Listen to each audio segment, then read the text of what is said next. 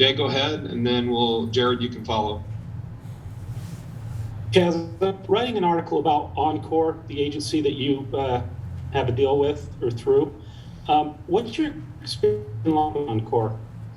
It's been a lot of fun working with these guys. They're very creative. They're just trying to find different ways that they can get us building our brand. So it's been pretty cool how they've been reaching out to us and giving us different opportunities. Whether it's like we're going to start up a Twitch thing going up pretty soon. And, I mean, you see the thing that they just did with Caleb Lohner down in Lake Powell. So, they're just trying to find all these creative ways to get all their athletes money. So it's been really cool. How did you get involved with them? Did they reach out to you, or just take me through that? Yeah, just through a doctor that I would train with over the off season. He kind of just introduced me to Brian Fagan, who kind of runs Encore, and that's kind of how our relationship started. So as soon as the NIL thing was passed and they let us start getting paid, I signed a contract with them right away. So as of right now, is Sports Illustrated your only deal, or do you have others? I'm with Sports Illustrated. I'm with KSL doing a podcast, a weekly podcast with them. I'm signed with a company called Deliver, which is a company out here in Orem. They're kind of still a startup company right now, so there's been some things that they're having to work through before I really get to actually work with them. And then there's some other things that are in the works as well.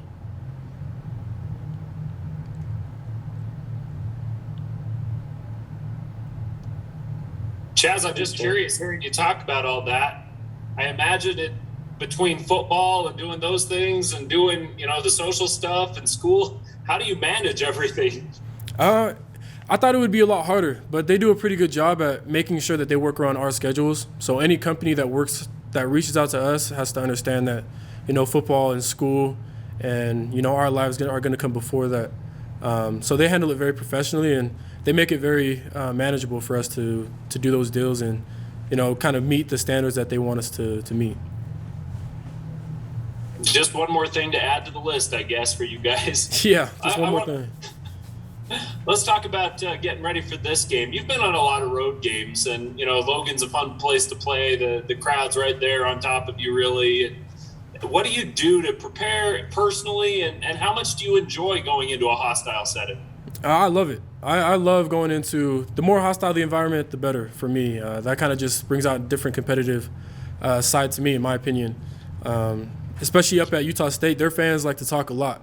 Their players like to talk a lot. So it's going to be a really high-intensity game, and, I think it just brings out, the more confidence and more of my swag that I like to put into my game. Okay, let's go Sean Walker and then Norma Gonzalez.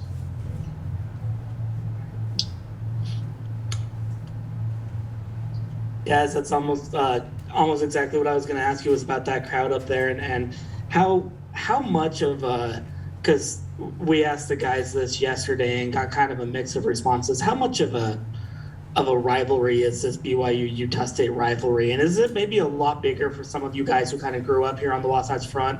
Obviously, you grew up kind of watching both teams and even going to both games somewhat and that kind of thing. Not saying you were ever an Aggie fan or anything, but is it maybe a little bit more of a rivalry just when you're in this state and kind of grow up around BYU and Utah State and sort of what this series is?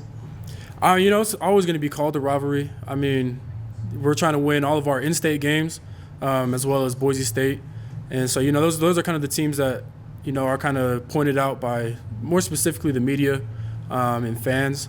But, for us, it's another game. It's another chance to prove to ourselves, who we are, another game to improve. And, I think our team has a very future set mindset where we're not just, the rivalry games aren't the only important games to us. We're striving for something bigger than just winning a rivalry game.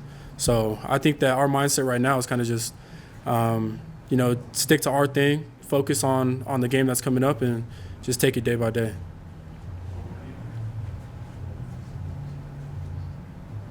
Norma, go ahead.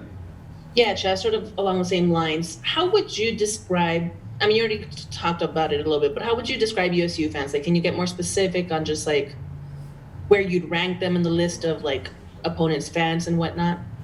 Man, I don't know if I could rank them, but I would definitely say that they're the type of crowd that you love to have on your side.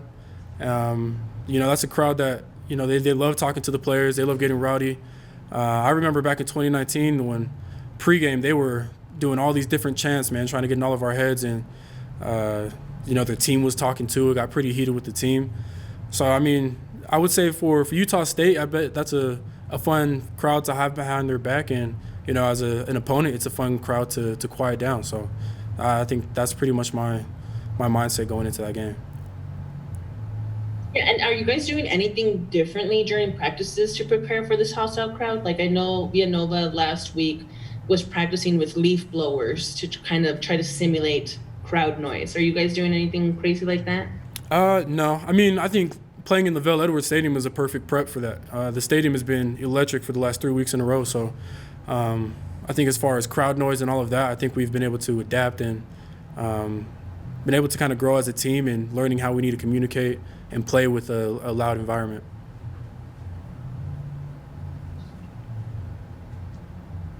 Go ahead, Jake.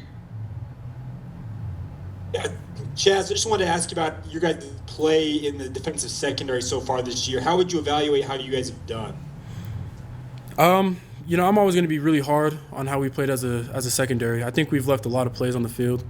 There's been a lot of communication errors that we had throughout the first 3 games, and I think this 4th game, even though it was ugly, I think our communication was, at least on the back end, was a lot better.